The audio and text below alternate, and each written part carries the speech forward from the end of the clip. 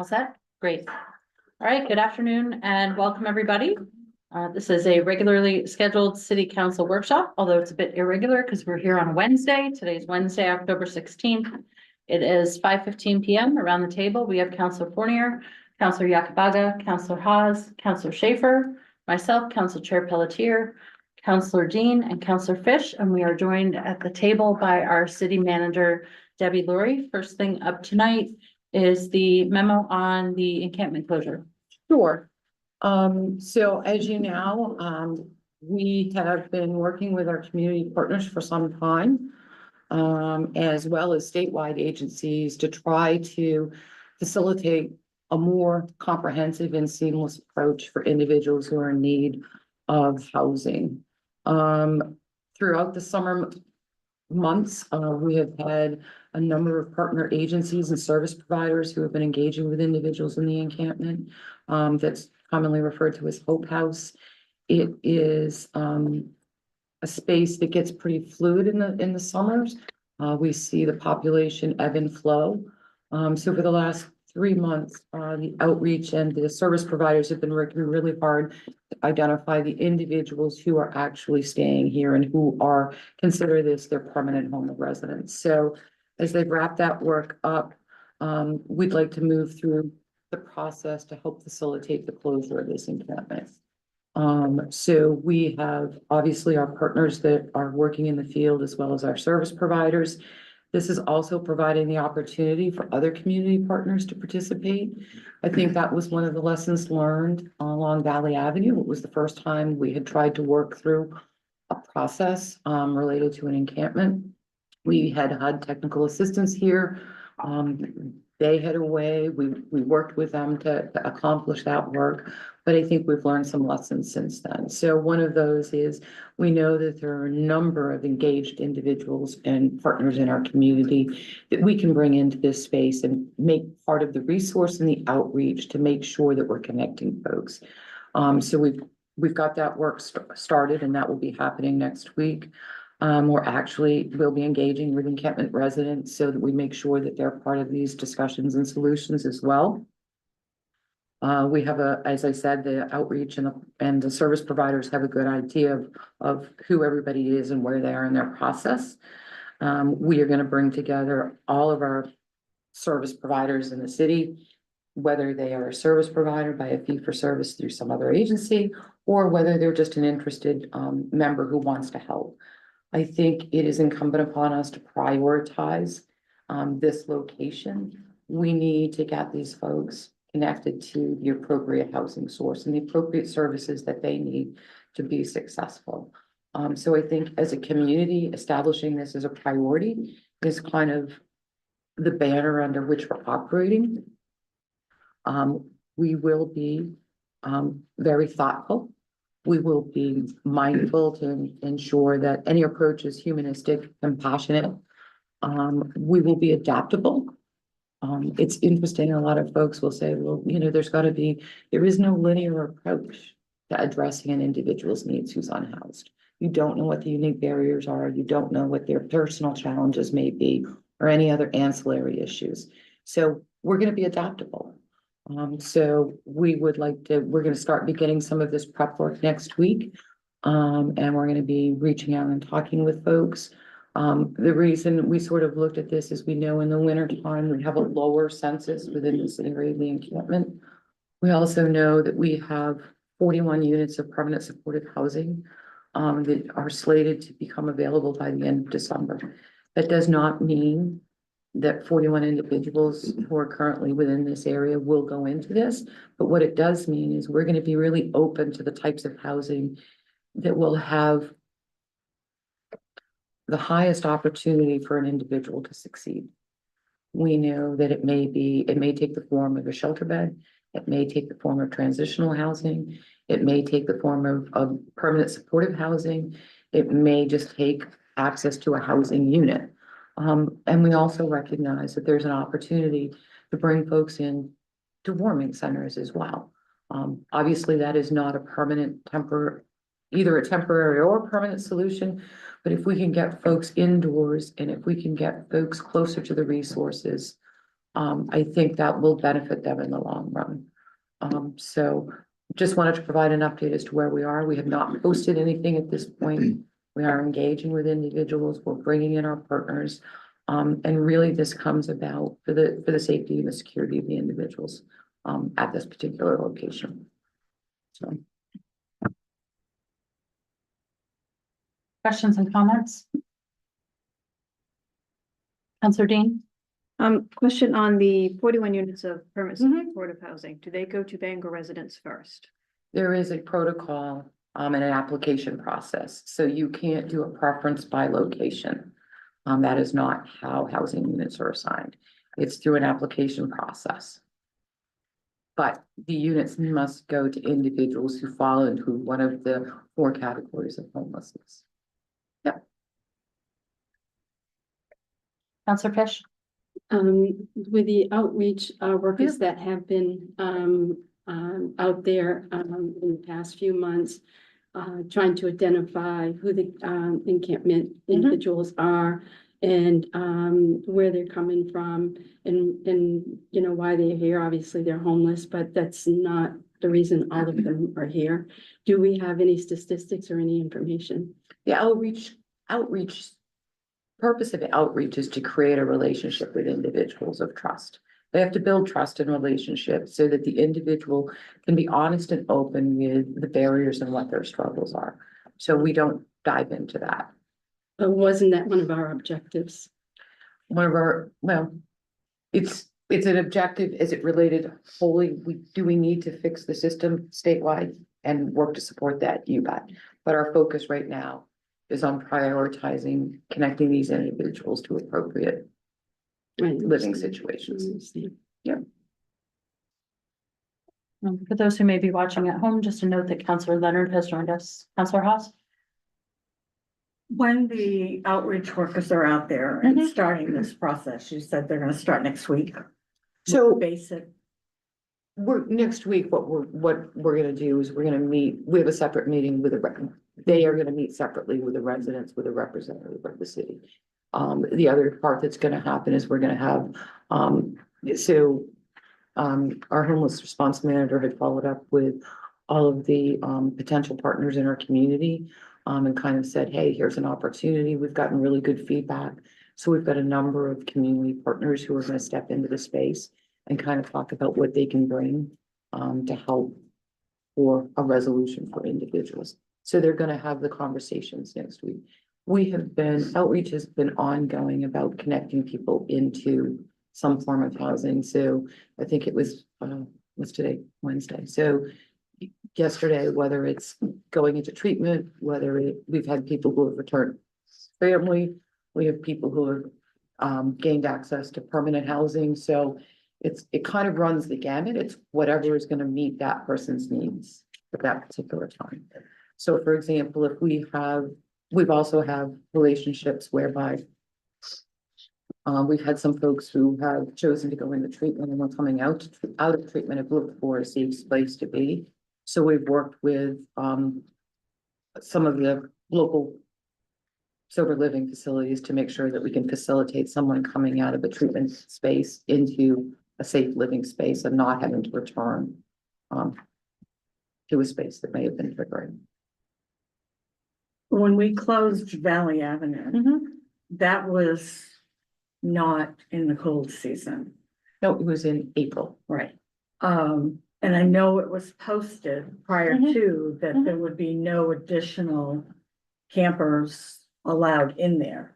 Is this gonna be posted like that? Because how are you going to, as you're moving Yeah. people into housing, hopefully, Yes. or finding a place for them, if it isn't posted Yeah. for others, you're gonna have all these other people in there that aren't even part of the numbers. So with the work along Valley Avenue, we never posted it to no new entry. What we did is how I'd suggest you do it is you establish a list. And once you've established a list, you stop. This is the cutoff. This is your list. And these are who you're gonna work with. If additional individuals show up, you're referring them to other resources.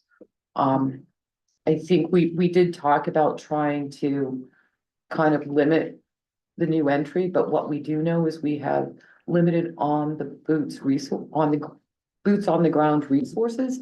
And is that the best use, or can we just augment the outreach with additional outreach that would be a more positive impact to those currently living there? So. Thank you. Counselor Yakubaga? Thank you. So talking about goals for this work, I know Yep. we have numbers of those who are at the encampment, Yes, who is engaged, who is not engaged, or partially engaged, Yep. and who is not at all. So if we want to talk about goals for this, Yep. how many do we expect that will be housed of those who are engaged, for example? so our goal is that we find a better living situation for everybody who's there. That's our goal. Mhm. We choose to go big, and that will be our emphasis. And I wanted to be realistic because we Yeah. know the process with very average, I mean, maybe if we had more positive results out of that, the work that, you guys did along with HUD and outreach workers, maybe if we had a more positive outcome, we would be more excited about this, because I mean, the ultimate goal is to house everyone, right? I mean, but to be realistic, we know there will be, Of course, there will be, yeah, exactly. there will be So, some who, we're gonna provide as many opportunities and alternate. Mhm. So here's what I'll say, HUD's very clear that what they want is we should be putting everybody into permanent housing. And what we found is at times, people weren't wholly ready. And so being able to talk to people about the opportunity to enter a shelter or to enter permanent supportive housing, which has a little bit more built-in support or transitional, is gonna be key. And that wasn't part of the narrative that HUD really advocated for back in April of 2023. So I mean, even with Valley Ave, we know that it worked for some. We know, Yeah, we know course. few of them were Yeah. successful at being, at those new apartments or units, but not for everyone. No. So even with the number that we expect to be housed, probably it might be half of them, for example, it would work for half of them, probably not for everyone. My concern is, I'm not talking here about those who are interested or partially, about those who are not engaged at all. My concern is, and I mean, again, I support efforts to house. Because again, this is what we all have been trying to work on for the past few years, but those who are not engaged, not because they don't want to, but because we all know, so many things going on, mental health, substance use disorder, a lot of things going on at the same time. So it might be impossible, even if we find them housing. What do we expect will happen to these folks? So this is, So I think we have to be open to be adaptable.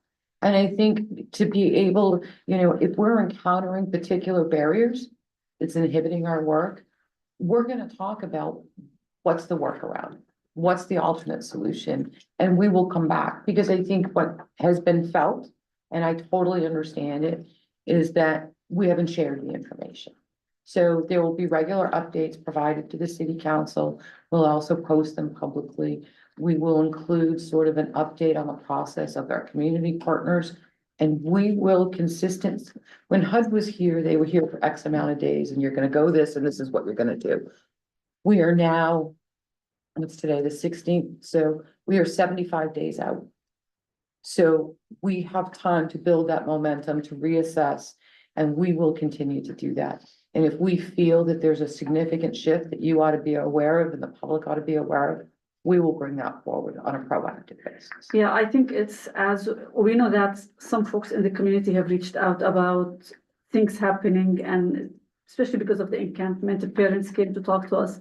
At the same time, I'm concerned those who are not engaged because of all of the reasons we mentioned earlier. We don't want them to end up, at people's doorsteps. I mean, again, in the end, if this is, and I'm not, again, in the end, I want the best solution, humane, and at the same time, thinking about our community members while, working for the unhoused at the same time. So this is a place or a space that holds all of these individuals, right? So my concern as well, they will be somewhere, you know what I mean? Oh, yeah, So they will end up somewhere, if not at the encampment, they will be, they will. yeah, so, and we don't want them to be in the backyards because again, I mean, that's not the solution for the problem, so. And so we have a number of individuals who are unhoused in our community. It's not just the individuals within this particular area. And there are any other number of resources locally that are making contact with those folks trying to get different solutions for them. So if individuals are unwilling or unable to participate in the process and they move to a different location, they will continue to receive engagement. It just won't be, it may not be from the same folks. Because we are concentrating a significant amount of resources to move what we believe is the priority population in our community at the moment. Not that everybody isn't a priority, but we have dedicated a significant amount of resources here.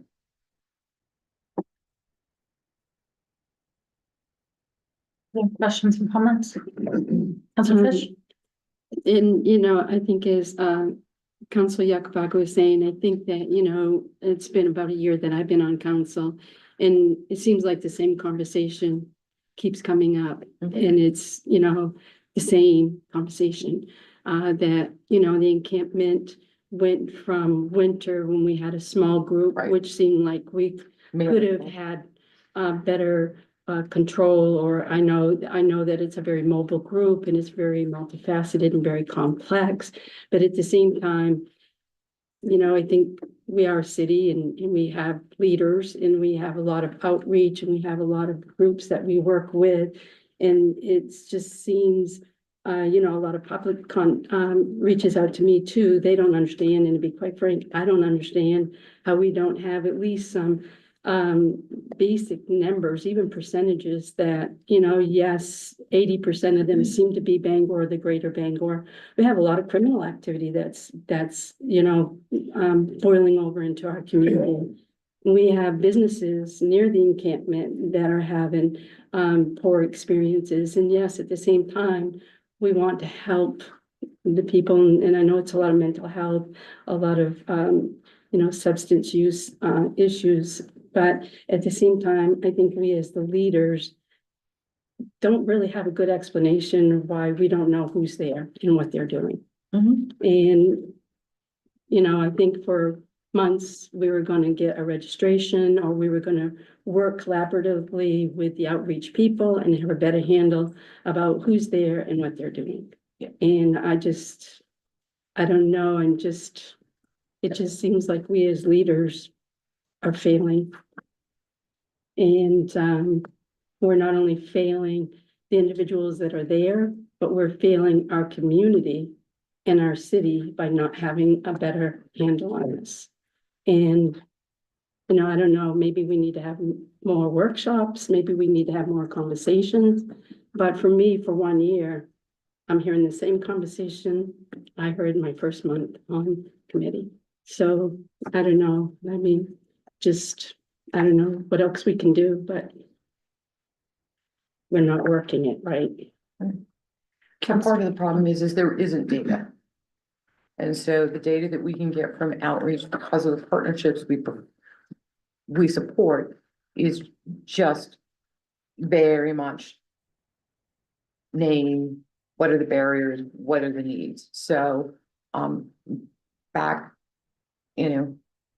a year ago, before HUD came to town, we wouldn't even have gotten outreach workers to share that with us. So I think you heard the folks from Built for Zero. I mean, this is what they're trying to bring together, is data that's actually provides some useful information. Part of the problem is the HMIS system that they use, and how everybody who collects data does it a little bit differently. So there's no consistent basis for us to pull from. The only resource we have is to basically recreate our own system. And what we want to do is support systems to be better, because we need the statewide systems to be better. Because to your point, it isn't a Bangor problem or a Portland problem. It is a state. It should be a state concern.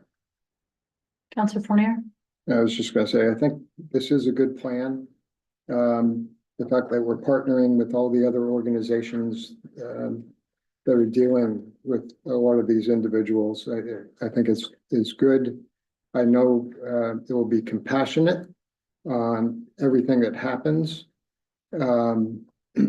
out there. And I like the fact that you say it's going to be adaptive, so you're going to have to, Pivot.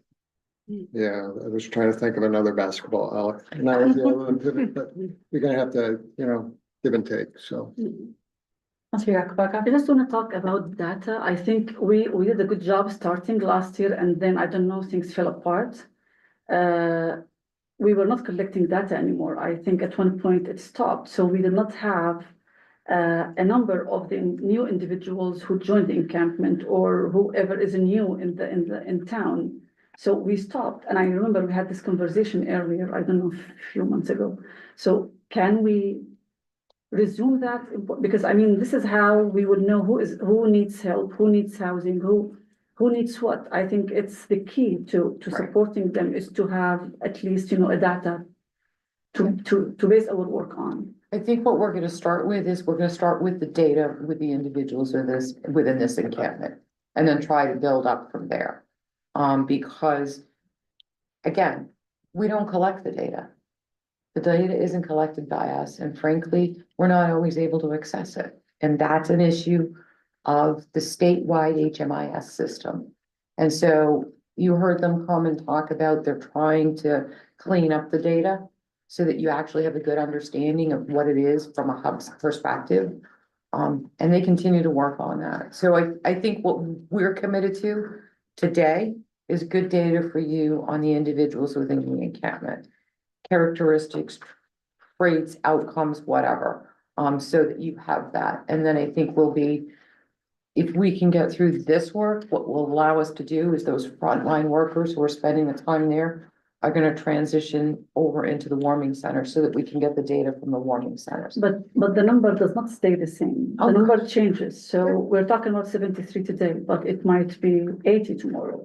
We don't know, right? You don't see too many new folks coming in at the moment. You see folks more leaving. Because so Correct. someone would go to family. Correct. Other comments from councilors? Councilor Leonard? My apologies, I missed the first portion of this meeting. Just a really quick question. My apologies if this has already been answered. I know what we discussed the 19 strategies that used by federal agencies to mitigate the trauma and harm of homelessness. I just want to make sure that we, in our approach to this year coming up, that we've learned the lessons from the previous Yes. years, and there's going to be transparency through this process. And actually, I think one of the first strategies is actually making sure that we work with the willingness and consent of people that are in the encampment as well. That includes people who don't want to who don't want to work with us immediately. Those individuals from studies have shown that they just need more time at the end of the day. And so I just want to make sure that we're taking all that into account before we even approach the other 18 strategies after Yes. that. That meeting is set up for next week, Okay. not led by us. With the residents. So I realize that, the effort on Valley Avenue wasn't perfect. It was the first time doing it. We learned a lot of lessons. I will say that 6 months after that area was closed and people were housed, the BDN did an article that showed that 2/3 of the people were still successfully housed 6 months later, which to me is a huge win. And so if we think we have about 75 people at Camp Hope today, if we can say in June of next year that 50 of them, 50 people, 50 individuals, 50 families, 50 lives have been positively impacted by this work, and they've been connected with the services and support they need to have a safe place to call home, that to me will be a huge victory. We do know, based on experience, that there are some people who will choose not to work with us, and that's their choice. But I think we need to make every possible effort with as much kindness and grace and humanity as we can to give people an option that will work for them, to set them on the journey to exiting the cycle of homelessness. So, my hope is that by prioritizing this area, by pulling together all of our community partners who know a lot more about this process than council does, that we're gonna have the best minds in Bangor and in the region working to address the issues and the barriers that will help lead people to home. Other comments, questions? Yes, Councilor Haas. I know that we're getting stuck on the data. And I think, I don't want us to get so hung up on that, that we're not dealing with the people that are out there while we're waiting for numbers. Because they do change daily, sometimes hourly. Sometimes they find a family member and they go home to them or whatever.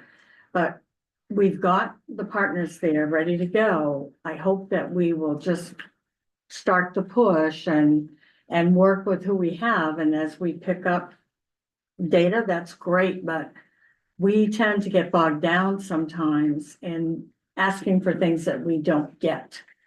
And at the end of the day, we're now 6 more months down the road. The deadline's already passed when you wanted to close it, and we're not ready. I think these people that are out there are probably going to be receptive because it's not, the weather's not great and it's not going to get any better. And if we have partners willing to help us now, we can always gather data if we have to, but I don't want to see it stop just for the data. I think we've really tried to be very mindful of the need to gather the data as we go. So we're trying to find the right mechanism in which to get the data without creating an additional burden to those performing the work. Those that are in the field are already reporting in 2 or 3 different ways because they're a service provider. So how can we catch? We actually have a very specific case conferencing meeting every Thursday that deals only with the individuals that are within this encampment.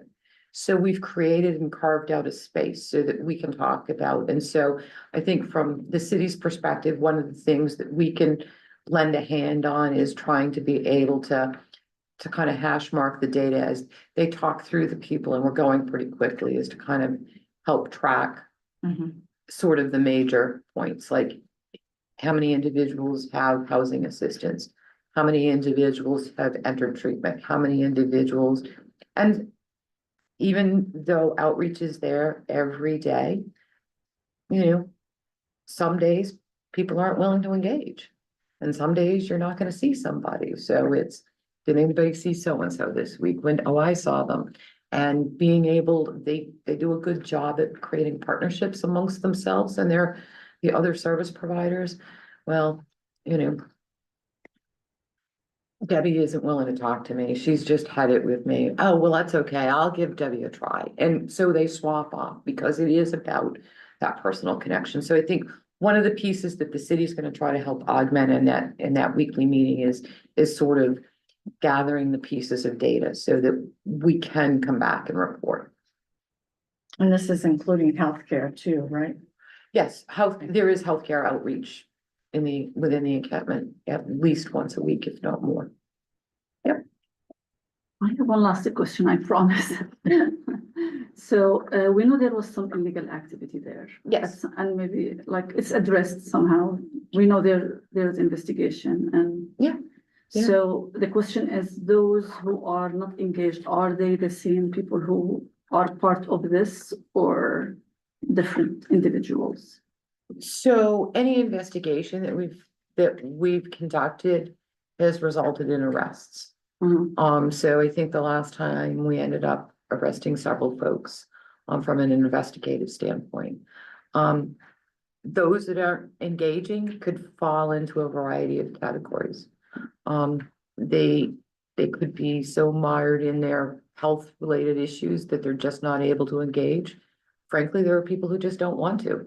They want their free will, if you will, and I think outreach has a pretty good idea as to who's just not going to because of the illness, the co-reporting disorders, or just frankly their will that they just don't want to do those things. So it's a mix. I think we still get concerned. We get concerned for the safety and well-being of the individuals. We're not looking to criminalize it, but we do know that illegal activities occur because it gets reported to us by the service providers. Doesn't get reported and we respect that relationship enough. We're not turning around and going to PD and saying, hey, guess what? We heard. And our concern is for the safety of the individuals. And we just want the individuals to be safe. And we want them to be free and open with the service providers that they have. And we rely on the service providers or the individuals when there is an issue that should include police involvement to encourage it. But we go to calls out there for service and, people, we can find the individual and even though they call 911, when a response shows up is they won't share. And it's sad.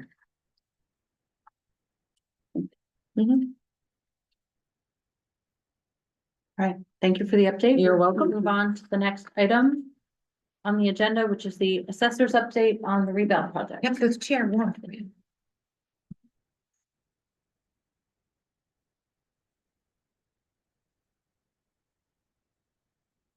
Joined by City Assessor Phil Drew. Thank you for having me. I put together the memo. I would say I would like to start with the fact that I'm very pleased because we've had some much better progress over the last 2 weeks. On October 9th, the software vendor has converted our data, has given it to the city and has given it to KRT Appraisal, and we can both start reviewing it for accuracy and understanding how it works. So I'm very pleased about that. And KRT has had an employee, a staff member here this week starting to understand our city and gather information to really begin the property inspections. So what KRT likes to do is they like to kind of working batch counts of about 500 properties. So what they thought they would do is between Main Street and Hammond Street, they would start near the golf course with about 500 properties at a time and kind of just in the early stages work toward the city as they make progress. They're thinking that this first 500 properties will probably be visited through the end of the year.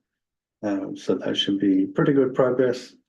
And we will update the website to indicate to anybody that goes there where the KRT data collectors will be working.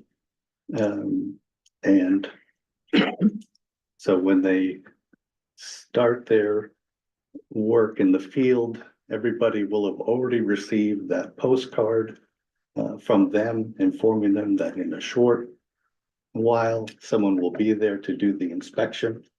On that, with the suggestion of council, so the postcard was slightly modified so that there's a phone number that anybody that doesn't understand why they received the postcard and the evaluation, they can call to a pre-recorded message, which lasts about 3 minutes or so to inform them on what this is all about.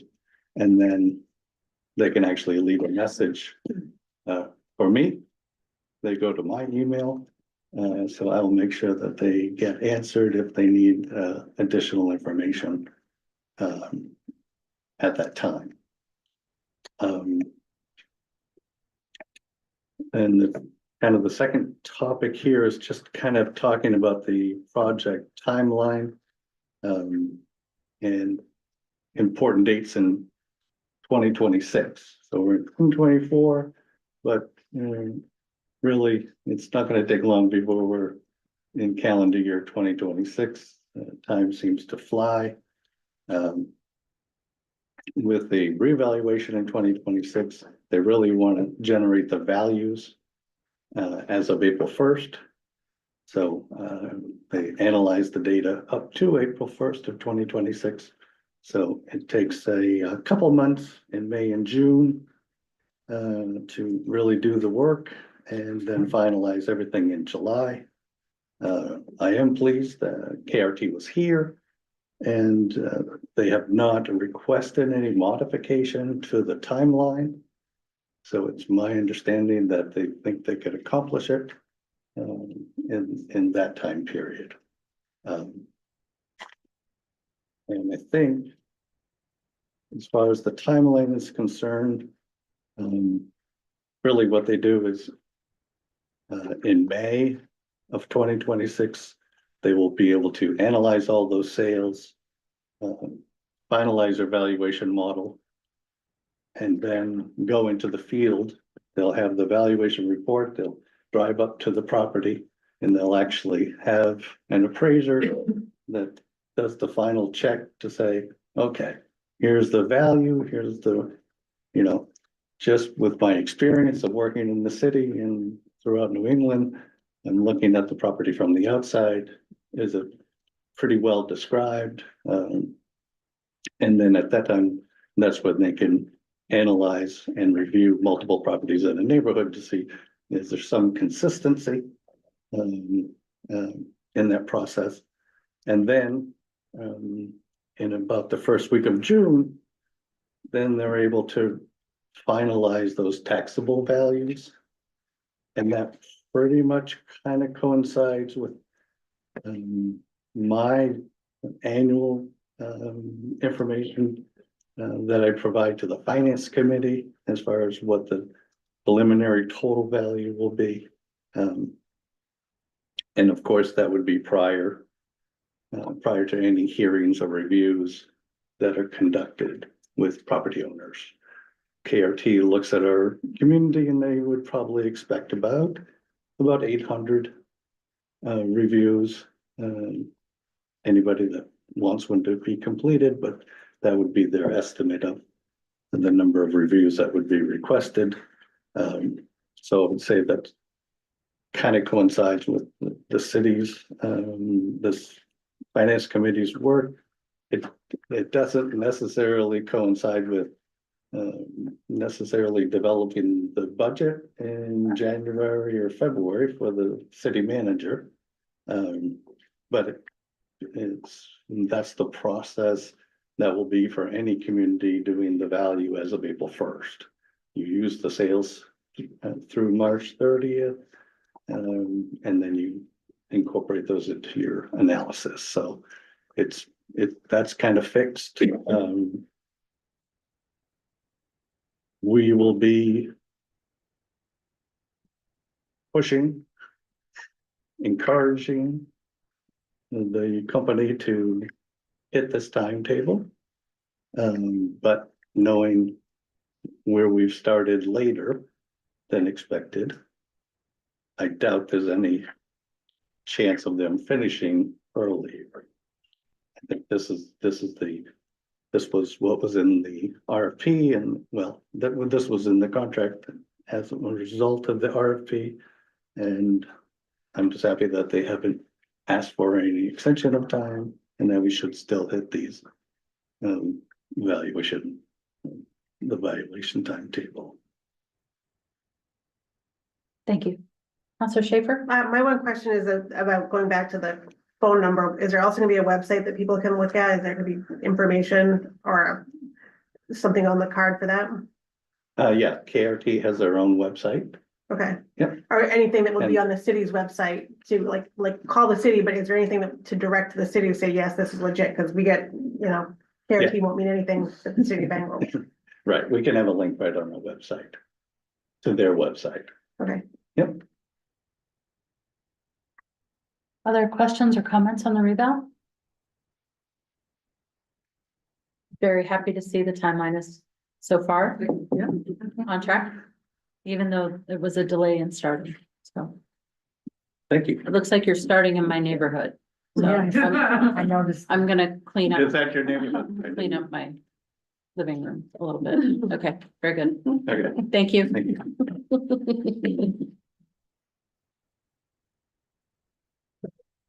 All right, next we have an update from the city solicitor. Good evening. So this would be the, I guess, the last update that I give at an open council workshop of this council's year. I think I want to just start it with the vacant buildings team and some of the progress that has occurred there. It's been a team and joint effort of the code enforcement, DNED, the legal department and others. And it has been a priority of ours to make some progress with regard to the vacant building situation. As of the first of this year, there were 58 properties on the vacant property list. 14 of them were registered and current. There was registered and current on the vacant property registration permit. And then there were 44 at that time that were unregistered and not up to date. As of today, we have 75 properties currently on the vacant property list, but 50 of those are now registered and current, leaving 25 unregistered and not up to date. During this, since the 1st of January, there have been 25 properties that are no longer vacant and have been removed from the list. 20 placarded properties have been added to the list since the 1st of the year. And 22 properties have been identified as vacant during this year and have been added to the list. So this has all been the result of kind of a campaign that is a letter writing campaign, phone calls, and sometimes in-person meetings. We've sent out about 310 letters that would include initial letters after the ordinance was revised last year. And then first notice letters, second notice letters, renewal letters, and then 48 notices of violation. And then after that, legal letters are sent that I kind of call the last chance letters before court action. And those have been particularly effective, and we've had a lot of registrations. And we are currently evaluating properties that will be served with Rule 80K land use court actions.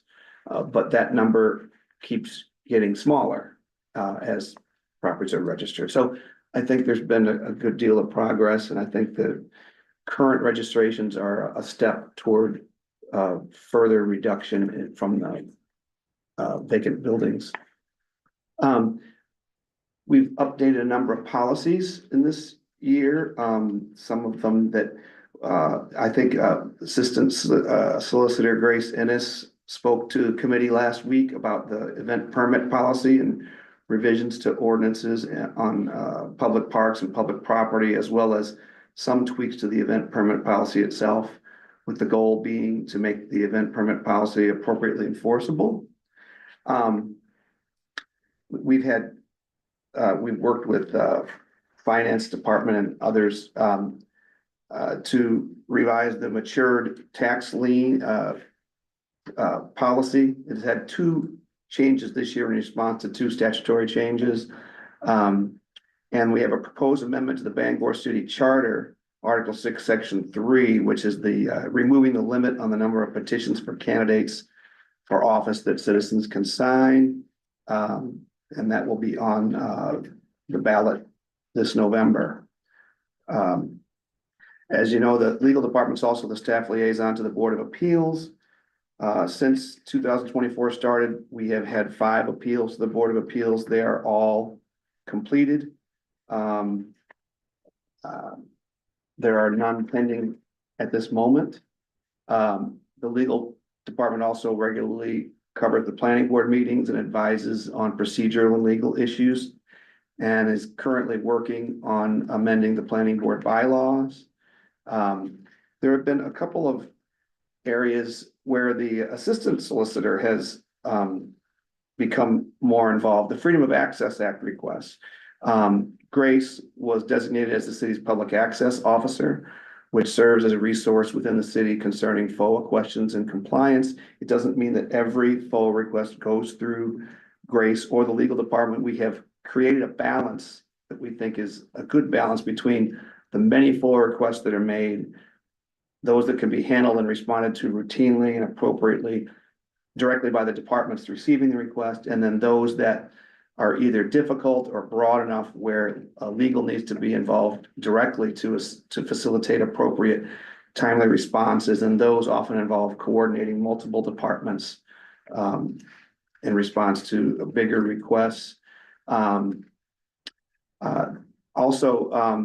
Grace attended the 2024 National ADA Symposium this summer and has been designated as the city's ADA coordinator. Legal has reviewed the city hall renovation plans with the assistant city manager and to determine compliance with the ADA, and accommodations have been provided as needed. Grace and legal have also worked with Penquist to ensure accessible voting at the temporary city hall facility, which is going on right now.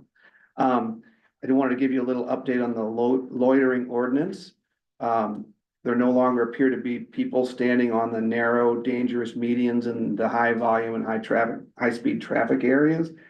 It really only involved enforcement on 6 medians. No enforcement has been necessary other than redirecting citizens to safer places. No civil penalties or summonses have been issued. So far, so good. And legal is always working on any number of contracts, leases, and amendments thereto. FOA request issues, quitclaim deeds for transfer of property back to landowners who paid their taxes, sewer, and/or stormwater bills, and a myriad of issues brought to legal from the public or CNED, planning, code enforcement, executive, airport, police, public health, assessing, and other departments. I haven't tried to summarize everything, just kind of gave you some highlights, and upcoming should be guidelines for the city council, proposing to make them a policy at an upcoming GovOps committee meeting. And if you have any questions. Questions for the city solicitor?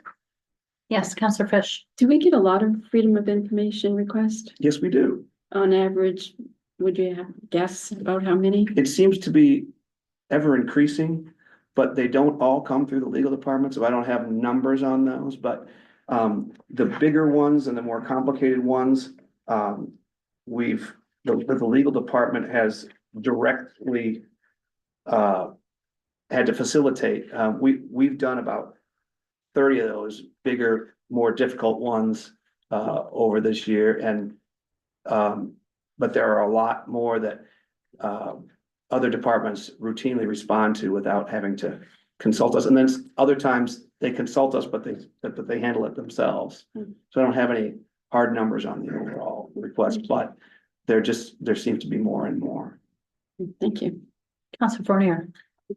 You gave us a lot of numbers regarding the vacant buildings and all. Could you like make a little grid on the first date you started collecting all that data, and just so we can see the progress, and maybe just do that quarterly when you come before it? You want that quarterly? Yeah. That doesn't seem makes to sense. be a problem. Sure. Yeah, it'd be nice to see sort of total number entering and exiting the system for different reasons. Okay. Yeah. Other questions? I'm very glad to see the median ordinance is being enforced through conversation. That was the intent. I've noticed far fewer people in medians as I've been driving around, so it seems to have worked Have we experienced any legal challenges to that at this point? No, not at this point. And there are hundreds, if not thousands of places for people to be. Right. To solicit donations or whatever, and just those few mediums were the ones that it was focused on to make safer. And so far they're safer and there haven't been any legal actions or challenges. Thank you. All right. Okay, thank you very much. Thanks.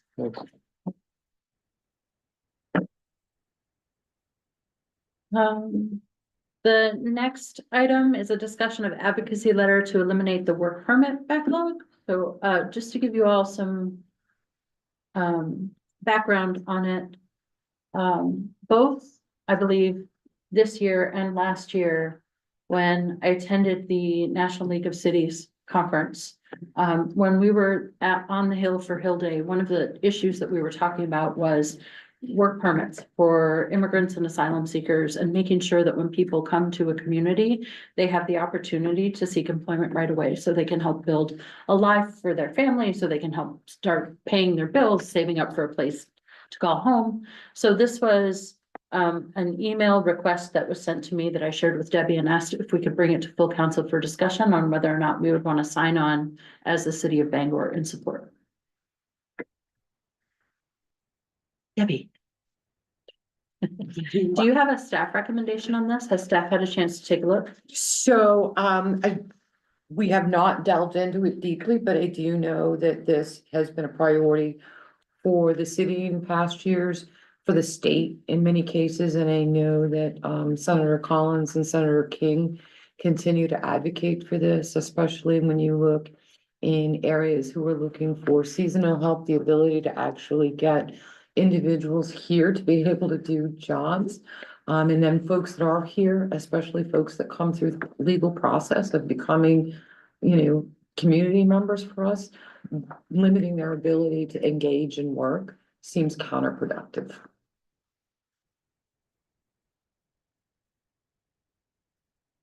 Discussion, yes. With the work permits, is there any background information about the person? Like, would we be given a permit to someone with a criminal history, or this would be somebody that has come in and looking for work and qualified to work and putting them with an employee or who needs an employee? Correct. And these permits are issued at the federal level. There's Oh, no engagement from the city at So we have all. not- It is a federal backlog. So to be able to streamline that, because we do have sectors that are in dire need of employees, and we have a lot of new Mainers that come and they're not able to enter the workforce, or they are waiting for the renewals of their work permits. If you've got somebody in the workforce, and they're performing well, Yeah. don't we want to keep them? Sure. So they're just looking for support and advocacy for this. Correct. That sounds reasonable. Thank you. Other questions or comments?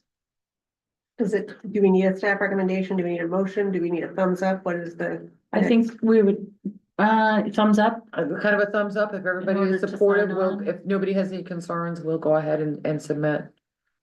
I would just add that I think that, in the presentations we've had, there's a lot of, and I know that there's a lot of jobs that are looking to be filled in elder care and the home health care, not the RNs, but CNAs and personal Mhm. support and all of those things in an area that is absolutely desperate for care for aging folks.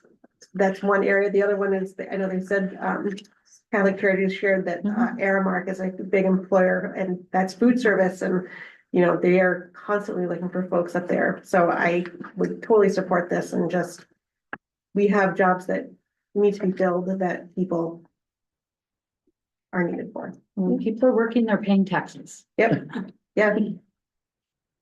I totally agree. Thank you, Councillor Schaefer. Actually, these individuals, they want to work because they want to get off the welfare system. They don't want to be, Right. taking money. They want to work and they want to pay taxes and contribute. So, yeah, absolutely, I support it. Is there anyone opposed? All right. All right. Manager updates. So Yes. That's me again. I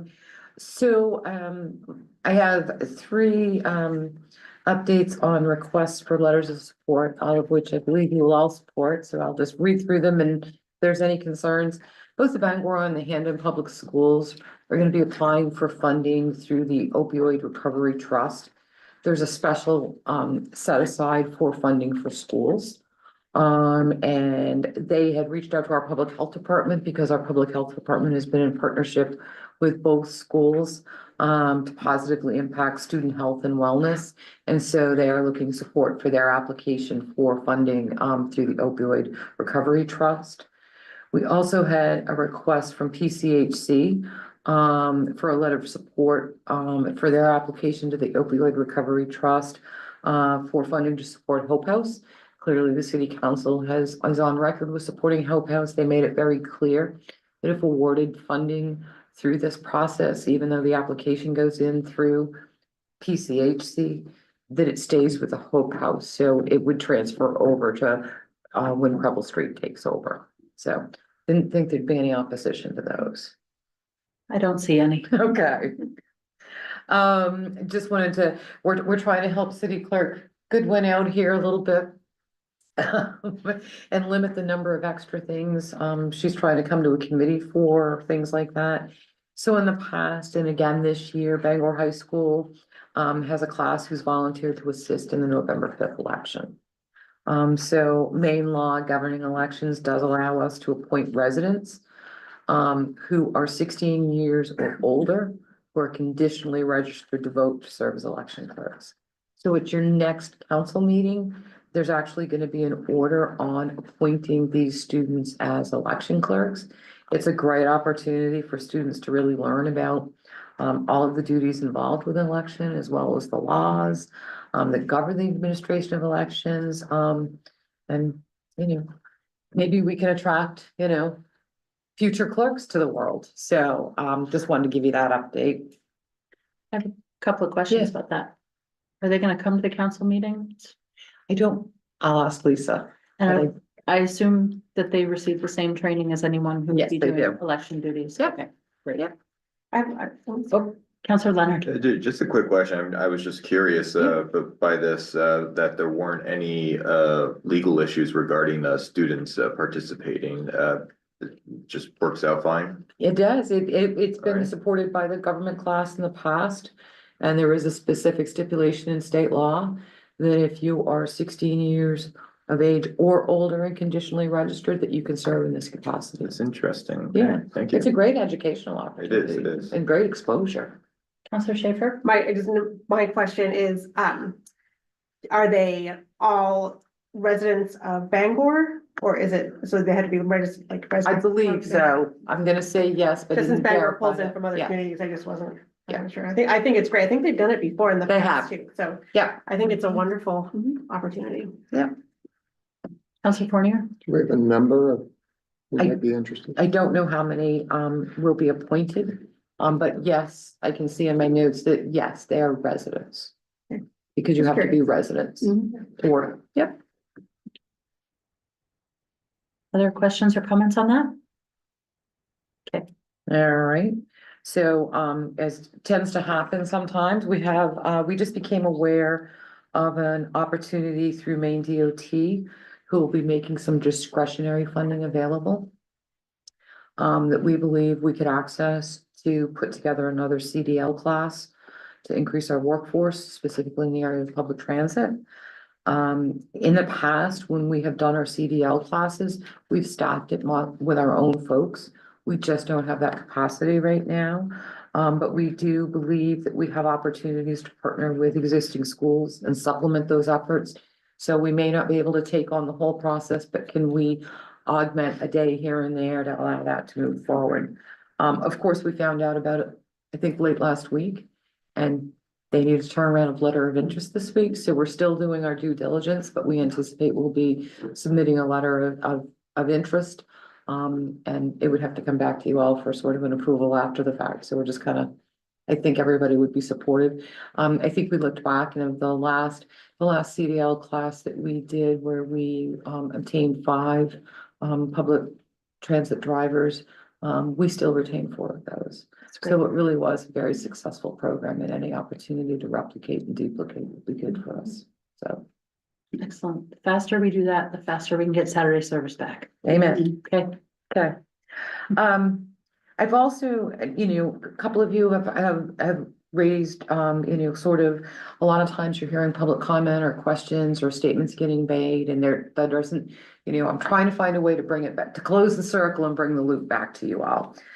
So, for example, I was not here, towards the end of September, but I did have some notes provided, by the assistant city manager on some questions that came up, both from council meetings and some other public meetings, not all from the assistant city manager, but I just thought this would be a good place to kind of circle back. I knew there were some questions about syringe. So I'm gonna turn and look at public health staff. So our public health staff is actually going to be pulling together, all of the syringe service providers in our community and having a separate conversation about what's your practices, where are you? There are a lot of services that were required with those contracts so that we understand really what's occurring in our community holistically. So it'll be a good opportunity to find better strategies to minimize, inappropriately disposed of syringe waste. Adopt a garden space. Yes, those who adopt are requested to maintain those sites throughout the growing season, both from a watering and a weeding perspective. It's kind of a little bit of a side note, but the Downtown Bangor Partnership is coordinating their fall downtown cleanup. So if folks are out and want to be participating in that, I think it's from 9 to noon this Saturday. There was a question about whether or not our mill rate decreasing was changed, was due to the revaluation. As you just heard the presentation from the city assessor, the revaluation has yet to occur. What we do is we do annual market-based adjustments. And as we know, the real estate market still remains pretty warm to the touch. So as value increases, what will happen is it will drive the mill rate down. It doesn't have to, but you'd have to spend an inordinate amount more money to not have the mill rate go down or lose a source of revenue, whether it was a reduction in excise tax, revenue sharing, state aid to education, whatever it may be. So that is what is resulting in the reduction in the mill rate. There was a management letter comment regarding $3 million of FTA funding. That comment is related to delay in the city of drawing the funds down from the FTA to reimburse ourselves. And those were costs that had already been incurred, and those funds are not available to pay for current public transit operations. So those are my little questions that I had gathered over the last 2 weeks. Hard to keep track.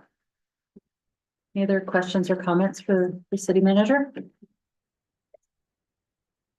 I'm willing to entertain a motion. I move we go into executive session, 1 MRSA 456C, disposition of real property or economic development, and executive session 1 MRSA 456D, amalgamated transit union local 714 transit drivers.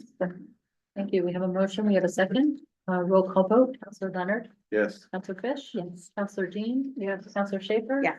Counselor Hawes. Yes. Counselor Yakarada. Yes. Counselor Cormier. Yes. Yes, it's